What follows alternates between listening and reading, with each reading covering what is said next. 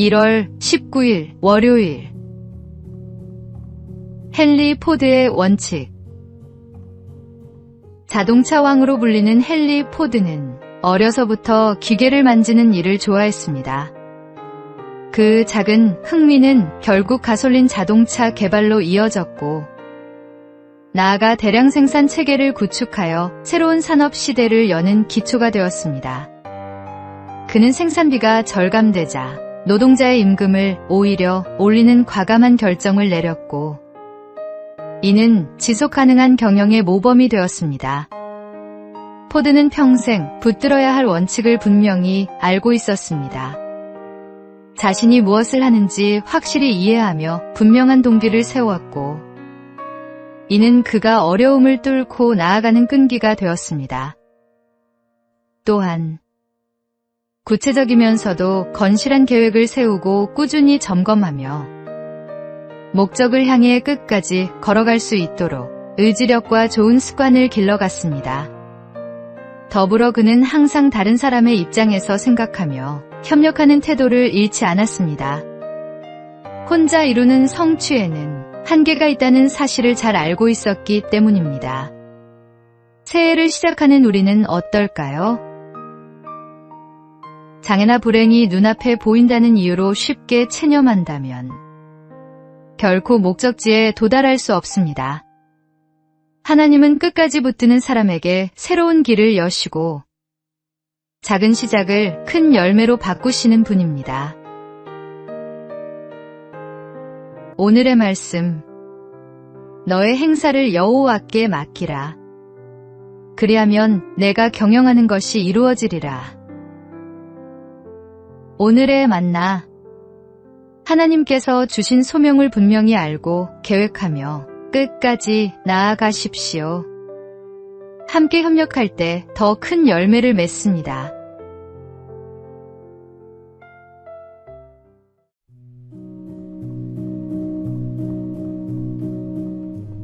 (1월 20일) 화요일. 준비된 자의 선행.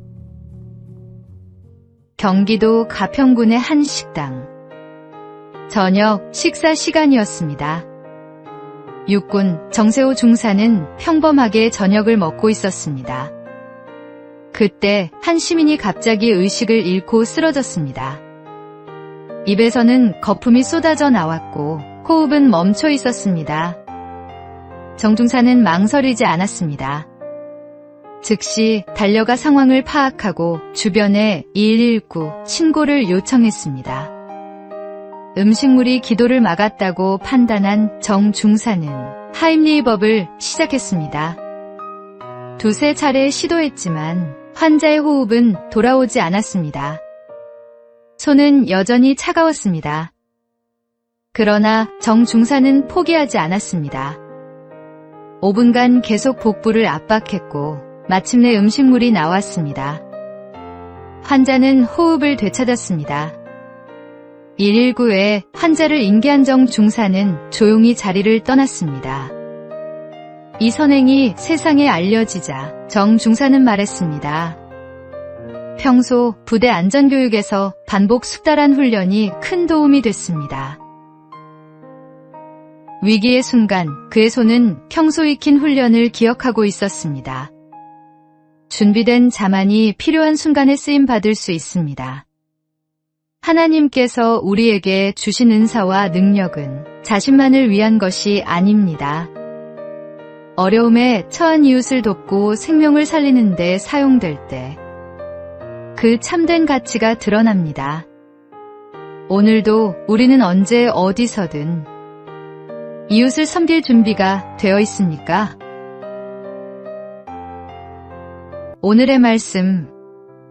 각각 은사를 받은 대로 하나님의 여러 가지 은혜를 맡은 선한 청지기 같이 서로 봉사하라. 오늘의 만나. 하나님께서 우리에게 주신 재능과 훈련은 결정적인 순간을 위한 준비입니다. 오늘 배운 것이 내일 누군가의 생명을 구할 수 있음을 기억하십시오.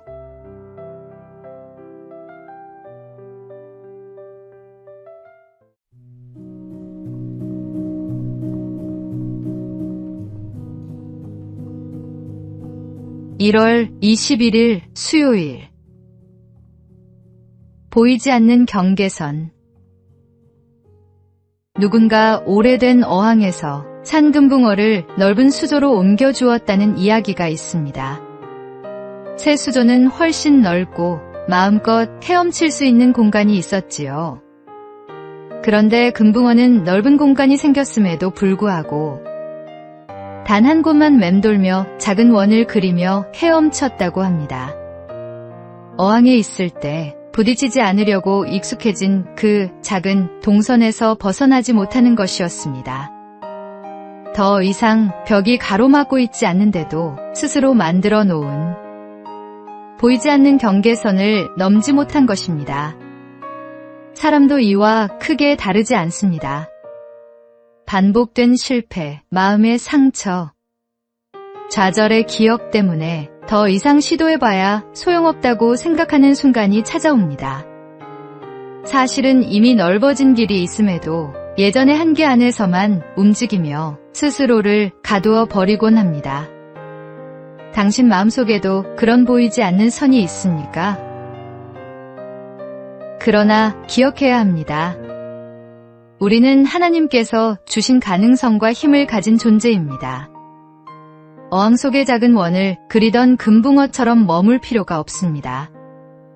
이미 길은 넓게 열려 있습니다. 당신을 가두던 마음의 선을 지우십시오. 그 너머에는 하나님이 준비하신 더 넓은 삶이 기다리고 있습니다. 오늘의 말씀. 내게 능력 주시는 자 안에서 내가 모든 것을 할 수 있느니라. 오늘의 만나. 과거의 실패가 만든 보이지 않는 한계를 넘어서십시오. 하나님 안에서 우리는 무한한 가능성을 가진 존재입니다.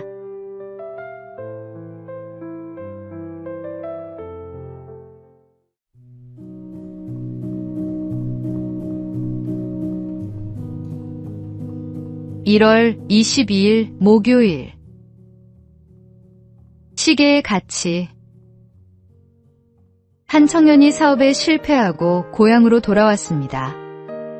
특히 사업 자금을 마련하기 위해 팔았던 할아버지의 낡은 시계가 자꾸만 생각났습니다. 그 시계는 할아버지의 하나 남은 유품이었지만 팔 때는 겨우 몇만 원을 받았습니다. 몇 년 후 청년은 작은 회사에 취직해 성실하게 일하며 조금씩 자리를 잡아갔습니다. 어느 날 우연히 골동품 경매장을 지나가다가 진열장에서 눈에 익은 할아버지의 그 시계를 발견했습니다.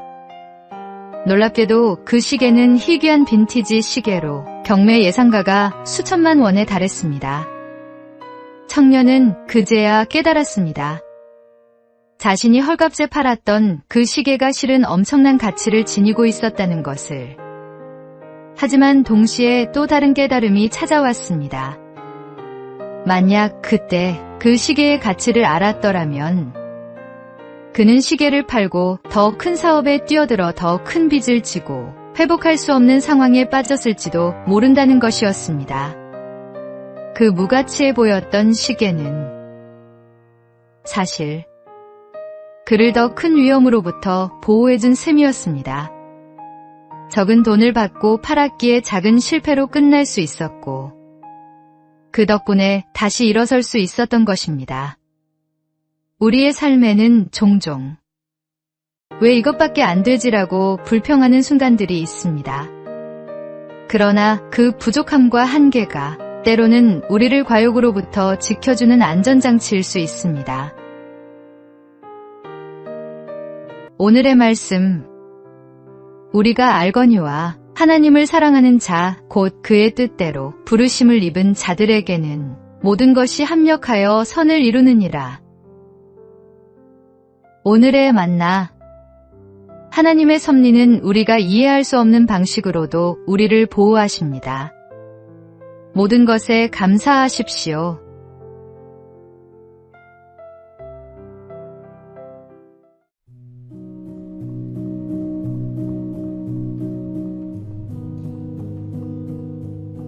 (1월 23일) 금요일. 일광일의 거리. 세상에서 가장 빠른 것은 빛입니다. 빛은 1초에 30만 킬로미터를 달리며 이렇게 하루 동안 이동하는 거리를 일광일이라고 부릅니다. 무려 259억 2천만 킬로미터나 되는 거리입니다. 놀랍게도 인류가 만든 우주 탐사선 중 가장 멀리 날아가고 있는 보이저 1호가 곧 이 일광일 지점에 도달하게 됩니다. 1977년 지구를 떠난 이후 초속 17km로 쉬지 않고 우주를 향해 나아가며 가끔 지구로 신호를 보내고 있습니다. 1990년에는 창백한 푸른 점이라는 유명한 사진을 남기기도 했습니다. 현재 지구에서 약 253억 킬로미터 떨어져 있는 보이저 1호는 2026년경 일광일에 이르게 됩니다. 우주의 시간으로 보면 49년은 찰나에 불과할지 모릅니다. 천문학자 칼 세이건은 우주 속 지구를 먼지 한 톨이라고 표현했습니다. 우리가 사는 이 작은 행성이 얼마나 미미한 존재인지 새삼 깨닫게 됩니다.